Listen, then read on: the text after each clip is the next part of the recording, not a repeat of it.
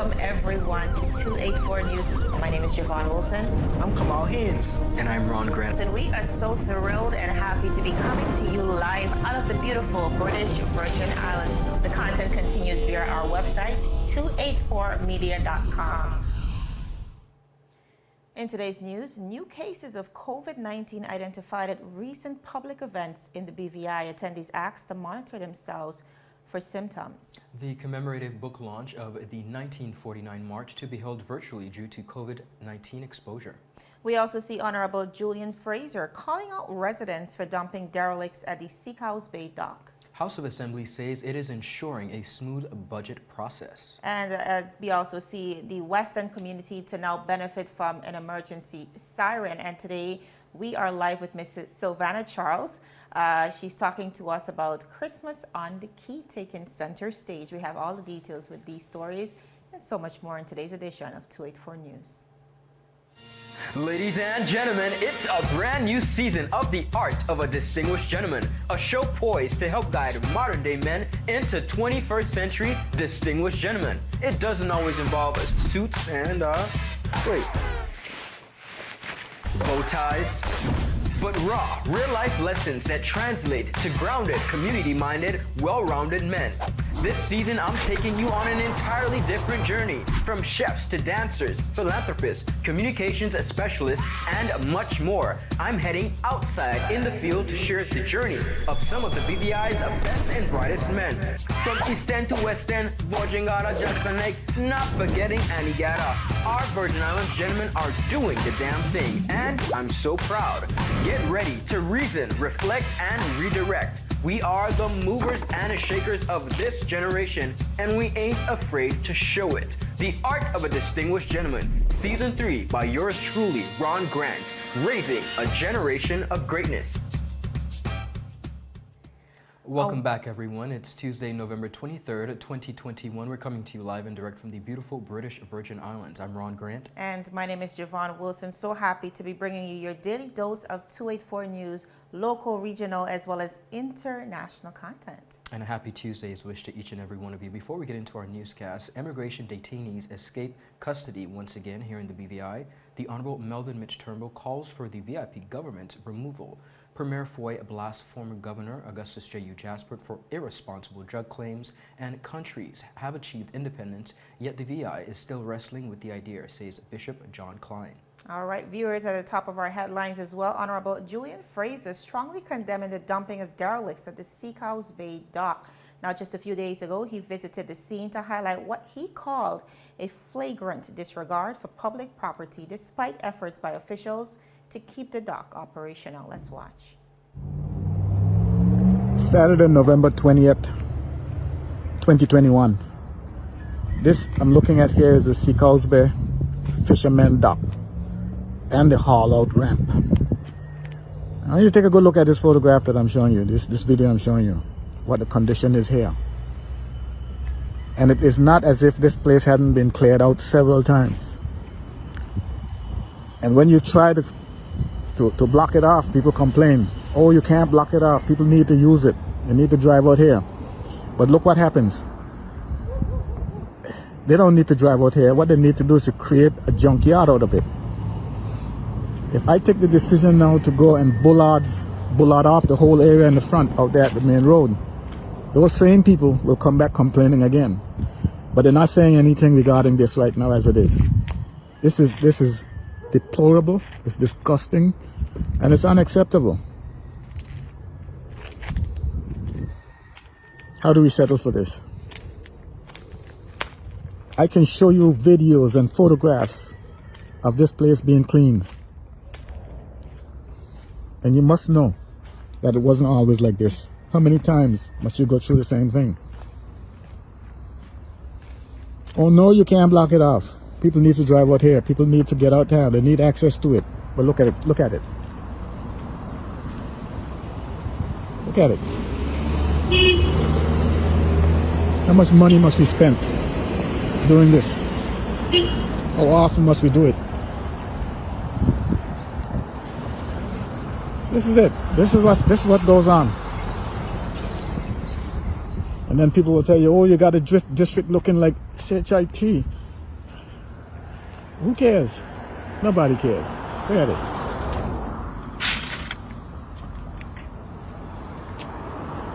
They come to haul the boats out here. And that tree is growing. It's crossing the channel. It's crossing the channel. Look at this. And then the nerve, when you go to clear the place out, everybody who has a vehicle out there will come complaining that, oh, you pull the vehicle and you damage it. But they'll never show up before you start clearing it so they can move it.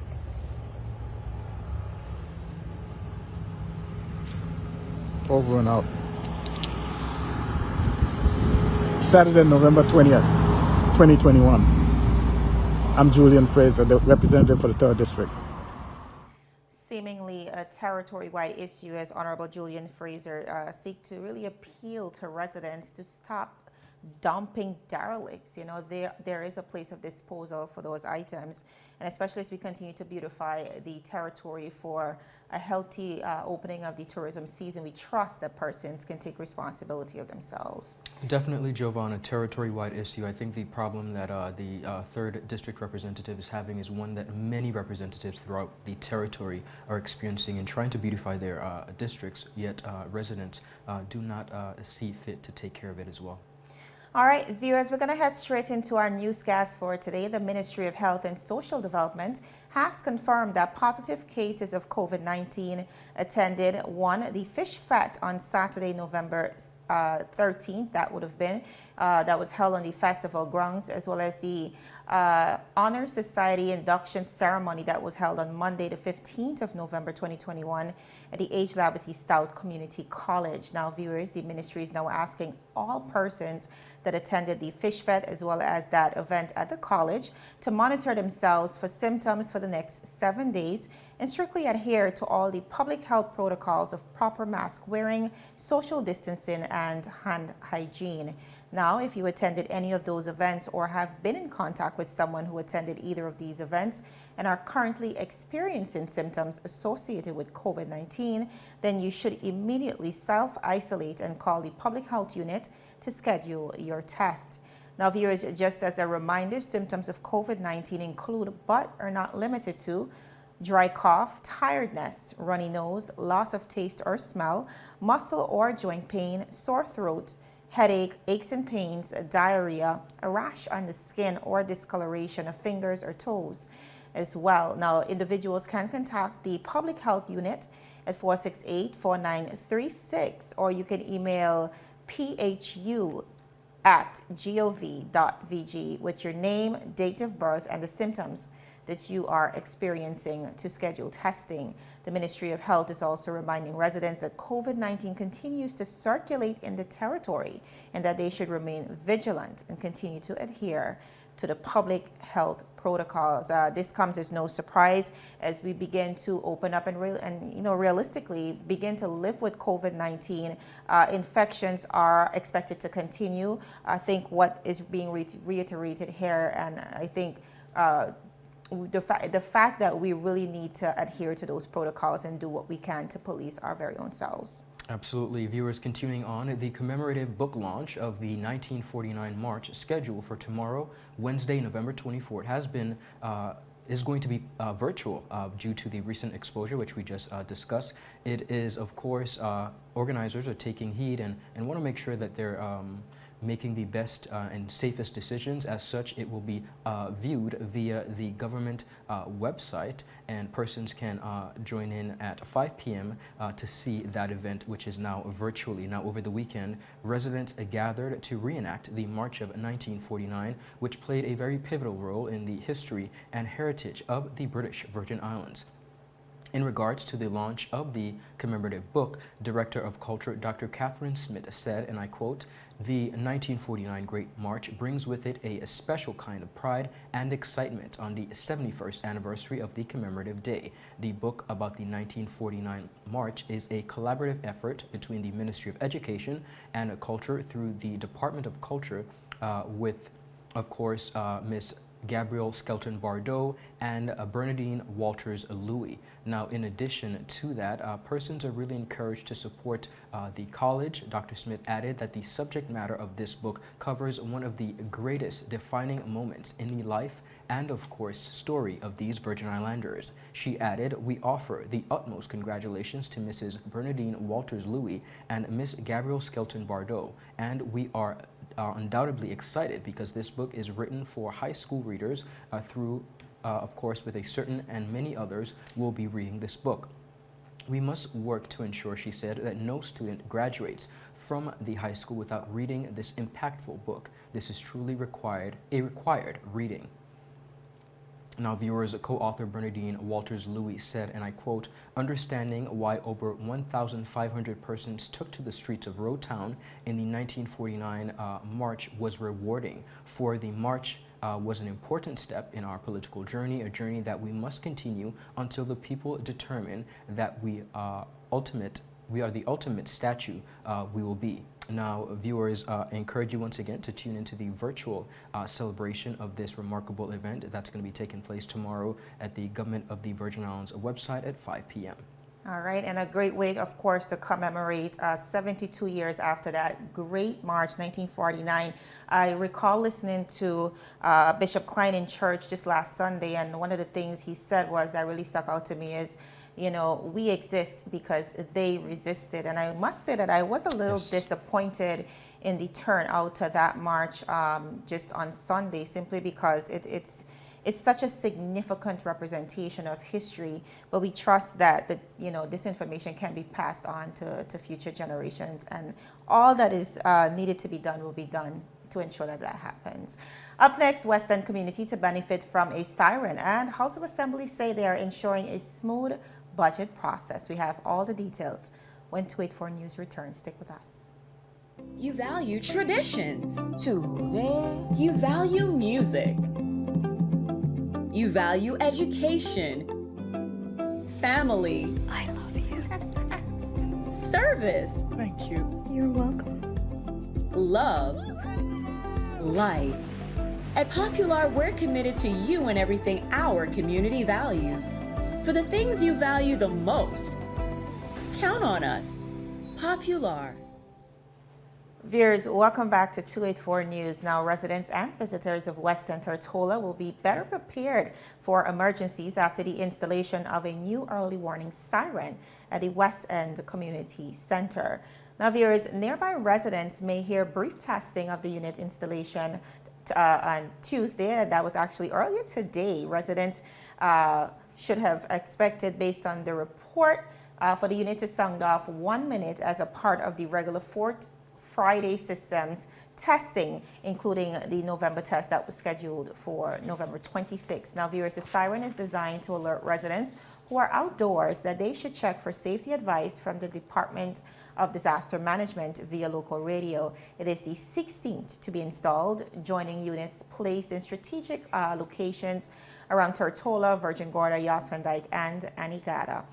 Now, viewers, DDM's acting director, Jason Pence, said the new unit is part of the territory's network of early warning and emergency notification technology.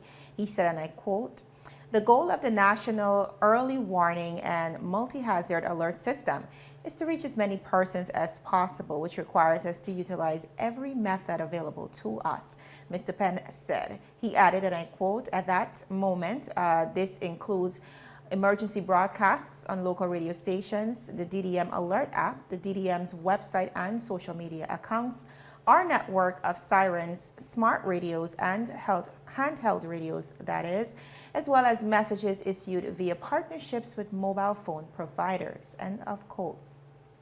The acting director explained that in addition to the typical siren tone, the new unit can also give voice instructions. He said, and I quote once again, "Where there is an emergency at short notice, this new siren can put residents in the area on alert. Thanks to the speaker technology, we can also share voice instructions with safety advice and other vital information," Mr. Pence said. Now, residents are reminded that during the testing periods, the siren sounds off for just about 60 seconds. In an emergency, the sirens would sound continuously. The National Early Warning and Multi-Hazard Alert System is tested on the fourth Friday of each month.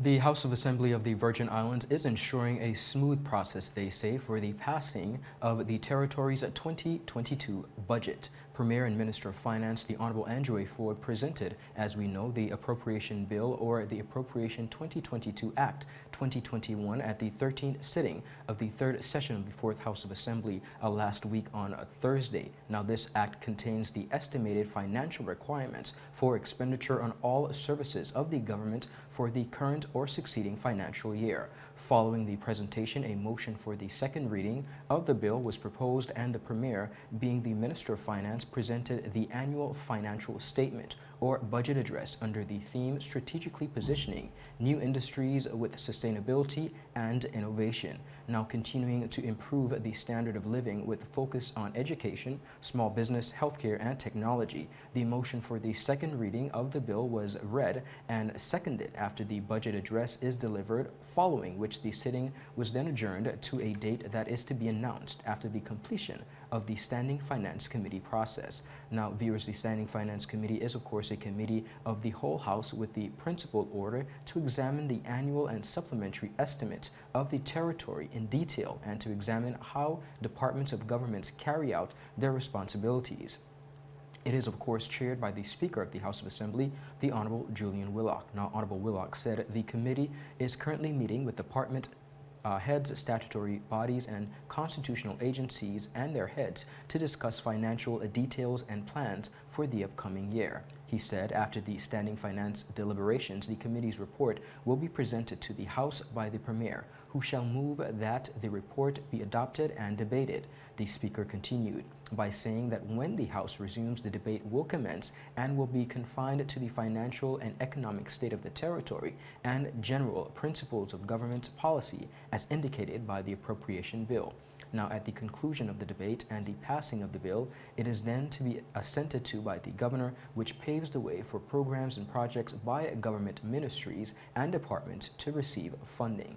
Viewers, up next, Christmas on the Key takes center stage. We are joined by the lovely Sylvanna Charles, the Assistant Director of the BVI Dance School, to discuss this amazing initiative. All this and so much more after a word from our sponsors. You're watching 284 News.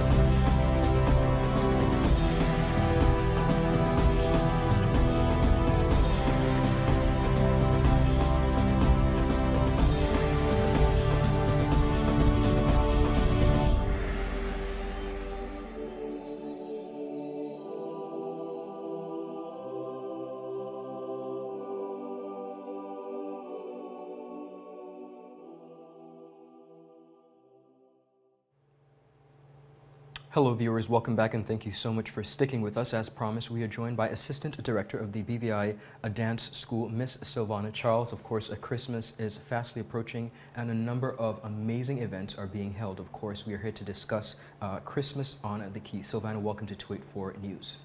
Good evening. Hi to the listening audience. Thanks for having me. So the BVI Dance School has been around for quite some time, between 3 to 4, maybe more decades. Tell us about the BVI Dance School in a nutshell. Well, we are an after-school program. We cater to various genres of dance from ballet, tap, jazz, hip-hop. We actually run from 2 studios. Our main studio is located at Prospect Reef, across from Dolphin Discovery, and our sub-studio is at Save the Seed Energy Center. Wonderful. So Christmas on the Key is taking center stage. Tell us about this magnificent event. Well, this is our first year with this initiative, and parents over the past few years have been in awe at our annual recital, which is usually in June. Of course. And the question we've always been asked is, how long do we have to wait to see the kids perform again? And a lot of them can't wait for the year to happen. So we're using this Christmas break to try and ease kids into what would be considered another opportunity for them to perform. Like I said, it's our first year doing something on this scale, but so far the reception has been very, very great. Wonderful. Now, tell us about the cost, the date, the age group, and the variety of packages that are available. All right, so the intensive, it's actually an intensive and a showcase. The intensive is going to run from December 13th to the 22nd, and it's going to be an all-day intensive. So it'll be from Monday to Friday, 8:30 to 3:30 at our Prospect Reef studio. Here, our students are going to be introduced to various genres of dance, and this is actually where they're going to be learning their dance routines for the showcase and also a bit of song and dramatization. And then on the actual day of the performance, which is going to be December 23rd, 5 p.m. at Nanny Key, this is when they're going to present everything for their parents and the wider community. The cost is $150, and this actually covers their costumes for the performance and tights. Now, you mentioned that this is also open to boys and girls. What are the age groups? Correct. We're looking at boys and girls ages 4 to 14. You don't have to be a member of our school, and you don't have to have any dance experience. Great. Now, Sylvanna, as we mentioned, the BVI Dance School has been around for decades. How important would you say is the performing arts and the art of dance in particular to the British Virgin Islands community, particularly as we ring in the Christmas season? Of course, we've been through quite a lot with COVID in the past few years, but how important is the support for performing arts at this very pivotal point? Well, the performing arts is actually a very lucrative career, and sadly it's often overlooked, but I am pleased that many of our local creatives are starting to blossom regionally, internationally, and initiatives like Christmas on the Key just serves as a springboard for our students to explore the performing arts and, who knows, even continue further studies into this amazing field. Beautiful. For persons who may be interested in getting in contact with the BVI Dance School, not only for Christmas on the Key, but just in general, tell us how they can contact you. Of course, you can message our Facebook page at the BVI Dance School or visit our website, www.bvidance.com, or you can call 346-1212 or 346-3313. Beautiful. Sylvanna, thank you so much, and we do wish your students and yourself and the organizers of this initiative, Christmas on the Key, to be a huge success. Viewers, we encourage you to sign up if you're looking for something for your boys and girls to do this Christmas season. Thank you so much for coming into the studios. Thanks for having me. Beautiful. Viewers, we'll be right back after a quick commercial break. The wait is over. CCT Fire is here. Experience ultra-fast downloads, seamless streaming, and even more reliable connectivity on an all-new fire-blazing super-fast CCT Fiber network. CCT Fire. Bring it home and upgrade today. Is business slow? Cash flow down? Hosting an upcoming event? We can help. Advertise with 284 Media and take your business or event to the next level by enhancing your present marketing and messaging strategies. Allow our team of experts to create a personalized ad that sets your business apart from all the rest. This could be your business or event. So, what are you waiting for? Contact our marketing team at 284media@cctbvi.com. Advertising with us works. Brilliant Hands and Minds Tutoring Services, one-on-one tutorials in math and English, intense homework assistance, academic enrichment, school projects, effective communication and public speaking development, sign language for adults and children on Saturdays only. Registered with the Virgin Islands High School Certificate Program, Brilliant Hands and Minds can help you too. Offering intense curriculum-based training to help you or your loved ones get their high school diploma. It's time to make your family's education a #1 priority. Hurry, space is limited. Brilliant Hands and Minds Learning Center. We are the trained education professionals.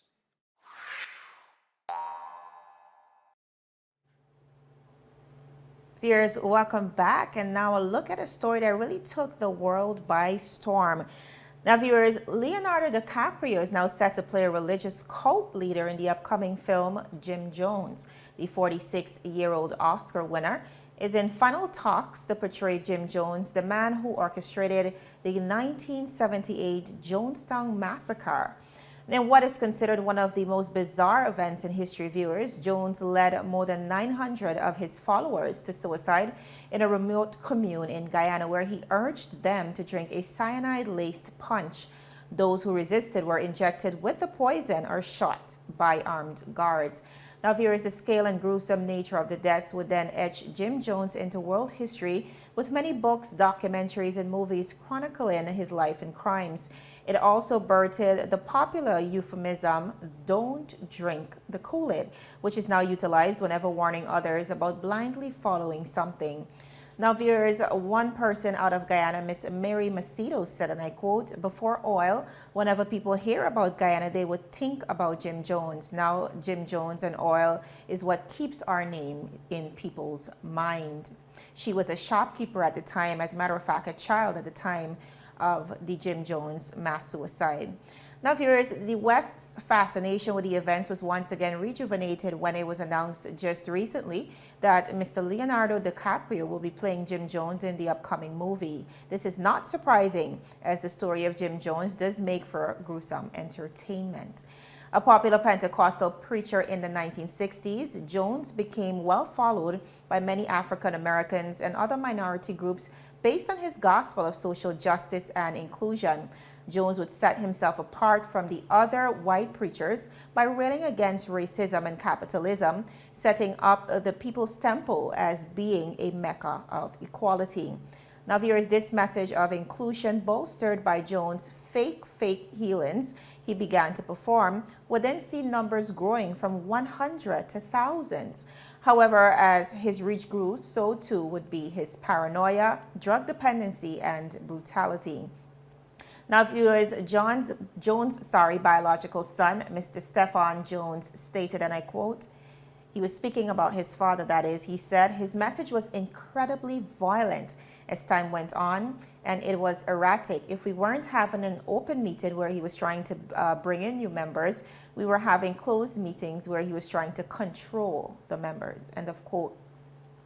Now, viewers, while Jones would preach about abstention from sex and against homosexuality, publicly shaming any follower caught engineering in either, he was actually not a follower of his own mission. In 1973, he was arrested for lewd conduct at a Los Angeles movie theater, and he was also known to have sex with his male and female followers, even while claiming that he was the only heterosexual on earth. When questions regarding the sexual, physical, and mental abuse happening within the People's Temple would reach the public, Jones would convince his followers that they needed to flee Guyana. Now, viewers, Jones had previously purchased just about 3,800 acres of isolated land in the jungle from the Guyanese government. Now, less than a year after following Jones to Guyana, most of Jones' flock would be dead. Yolanda Williams said, and I quote, "He was a predator who had really mastered the art of luring people from every segment of life." While followers initially felt like the move to Guyana was a good one, where they would be able to work, sustain themselves, and thrive, the reality quickly set in as they were forced to work long hours, fed insufficient and unhygienic food. Against this backdrop, Jones' addiction to pharmaceuticals was getting worse, and anyone who questioned him faced severe beatings and other punishments. In a foreign country with other passports taken away and all their money handed over to Jones, anyone thinking of escaping was trapped. It was reported once that Jones shot himself to make it seem as if the CIA was trying to assassinate him. Now, viewers, when the news about the situation in Jonestown began to reach the ears of officials in the U.S. Through former Temple members and worried family members who had not seen their relatives, Congressman Leo Ryan prompted to visit the jungle encampment in 1978 in Guyana. Now, Jones and his followers would then put on a very great show for Ryan and his team, despite initially being very against his visit. Ryan was then scheduled to leave and told Jones that he was leaving with a few of the others who agreed to leave with him. And though Jones agreed to let them go, when they were checking out of the settlement, Ryan, along with others, were shot to death on the airstrip. So this would bring eventual attention to the case. Now, viewers, that story will be reenacted soon enough, being led by lead actor Leonardo Dicaprio, something that the world over is awaiting. But this story really marks a really bizarre and gruesome memory in the history of not only American-based Jim Jones, but also Guyana. That is all the time we have for today, but viewers, you can check us out via our website, 284 Media. We're also on Facebook at 284 BVI and Instagram as well. My name is Javon Wilson. And I'm Ron Grant. Do have a beautiful rest of the day. We will see you tomorrow. Happy Tuesday. Bye-bye.